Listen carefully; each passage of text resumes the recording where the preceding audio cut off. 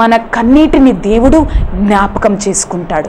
రాజుగా ఉండి ఇది చేస్తే నేను మరణం నుంచి తప్పించబడచ్చు, అది చేస్తే నేను మరణం నుంచి తప్పించవచ్చు అని ఏదేదో తను చేయలేదు. కానీ వెంటనే ఆ యొక్క ప్రవక్త ఎదురుగా కూడా తను ఏడవలేదు. కానీ ప్రవక్త దగ్గర నా కోసం ప్రార్థన చేయండి అని మనవి చేయలేదు. కానీ వెంటనే తన ముఖాన్ని గోడ వైపు తిప్పి ఆయుష్నివ్వగల దేవుని వైపు చూసి ప్రార్థన చేశాడండి.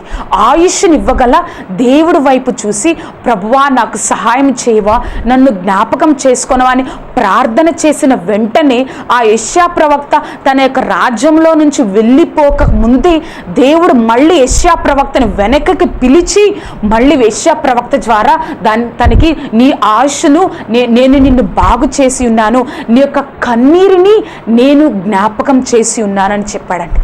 నీ కన్నీటిని దేవుడు జ్ఞాపకం చేసుకుంటున్నాడు.